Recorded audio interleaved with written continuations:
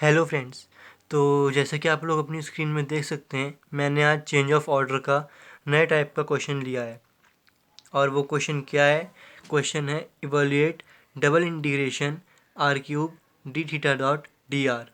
तो यहाँ पे हमें लिमिट भी दे रखी है इन क्वेश्चन में। इस तरह के क्वेश्चन में हमें लिमिट गिवन है, और लिमिट क्या गिवन है? 0 टू पाई और 0 टू ए थीटा। तो जब भी मैंने आपको बहुत पहले भी समझा रखा है पिछली वीडियोस में कि जब भी हम चेंज ऑफ ऑर्डर के क्वेश्चन करते हैं तो सबसे मेन काम हमारा होता है हमें लिमिट सेट करना, कि हमें लिमिट पता होनी चाहिए। अगर हम लिमिट सही लगाते हैं तो फिर हम बेसिक इंटीग्रेशन सॉल्व करके हम उसका आंसर निकाल सकते हैं। तो यहाँ पे लेकिन हमें इस तरह के क्वेश्चन में लिमिट गिवन है, तो अब हम क्या करें? तो सबसे पहले हमें यही सोल्यूशन अगर देखें तो इसका सोल्यूशन इस तरीके का होगा। ये डबल इंटीग्रेशन, ये 0 टू पाई, लिमिट हमें जब गिवन है तो लिमिट वही रहेंगी, और ये आर क्यूब। अब हमें ये पता है जो थीटा है, ये थीटा ए थीटा लिखा है, इसे ए तो कांस्टेंट हो गया, ये हमारा यहाँ कांस्टेंट है।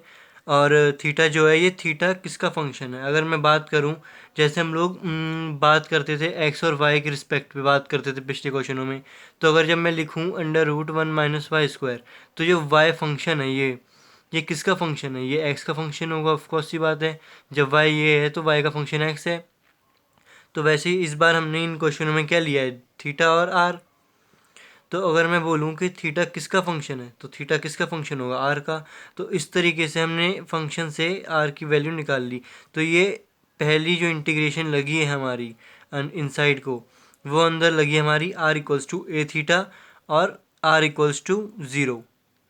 तो अब जब हमें आर की लिमिट पता चल गई है तो ऑफकोर्स सी बात है ये थीटा की वैल्यू गिवन होंगी। फिर ये थीटा इक्वल्स टू इन्फिनिटी और ये थीटा इक्वल्स टू 0। तो इस तरीके से हमने फंक्शन के रिस्पेक्ट पे हमने आर की और थीटा की लिमिट निकाल ली है।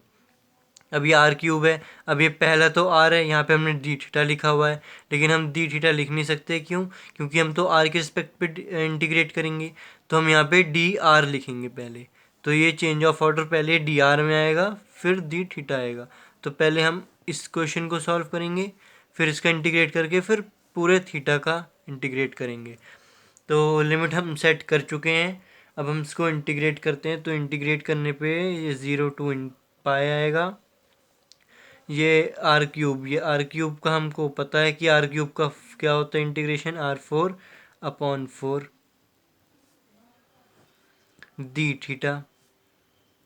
अब हम इसको और सॉल्व करेंगे, 0 पाए। अब ये लिमिट हमें यहाँ सेट करनी है, R4/4 में 0 टू ए थीटा आएगा यहाँ पे, डॉट डी थीटा। फिर ये आएगा इंटीग्रेशन 0 टू पाई। अब यहाँ अगर हम 0 लगाएं तो 0/4 तो 0 ही आ जाएगा, तो 0 को हम नेगलेक्ट कर सकते हैं। अब ए थीटा बचा, अब आर की जगह हम ए थीटा लगाएं तो ये हो जाएगा A⁴ थीटा की पावर 4/4 डॉट डी थीटा। अब हम इंटीग्रेट करते हैं, अब हमने आर को तो इंटीग्रेट कर दिया, अब हम थीटा को इंटीग्रेट करते हैं। तो हम थीटा को इंटीग्रेट करें तो ये तो कांस्टेंट आ गया, इस कांस्टेंट को ऐसे लिख लो। अब ये थीटा की पावर 4 है, अब थीटा की पावर 4 को हम इंटीग्रेट करें तो ये आएगा थीटा की वैल्यू 5/5 और हाँ यही आएगा, थीटा की पावर 5/5। अब इसकी हमें 0 टू पाई लिमिट लगा देनी है, A⁴/4 मल्टीप्लाई बाय थीटा की पावर 5/5 है, और ये लिमिट दे रखी है हमें 0 टू पाई की। अब अगर हम इसको लगाएं तो A⁴/4 इंटू, अब अगर हम 0 लगाते हैं तो ये तो पूरा टर्म ही 0 हो जाएगा, तो इसको भी हम फिर नेगलेक्ट कर सकते हैं। अब हम पाई की वैल्यू लगाएंगे थीटा की जगह, तो यहाँ थीटा की जगह हम पाई लगाएं तो पाई की पावर 5/5। उसको हम सॉल्व करें तो A⁴ पाई की पावर 5/5 4 20। तो हमारा इस क्वेश्चन का आंसर आ गया A⁵ इंटू पाई की पावर 5/20। तो हमने आज इस तरह के क्वेश्चन को सॉल्व करना सीखा है। हमें सबसे पहले इन क्वेश्चनों में ये देखना होता है कि जैसे अगर इसमें थीटा है तो ये थीटा किसका फंक्शन है। और यहाँ पे हमने अगर थीटा और आर की रिस्पेक्ट पे बात की तो ऑफकोर्स बात है थीटा किसका फंक्शन होगा, आर का। फिर हमने आर की वैल्यू लिमिट लगा ली 0 से ए थीटा, और फिर थीटा की वैल्यू हमें पता चल गई। फिर हमने नॉर्मल पहले आर को इंटीग्रेट किया, फिर यहीं से हमने थीटा को इंटीग्रेट करके उसकी वैल्यू पुट करी और आंसर निकाल दिया।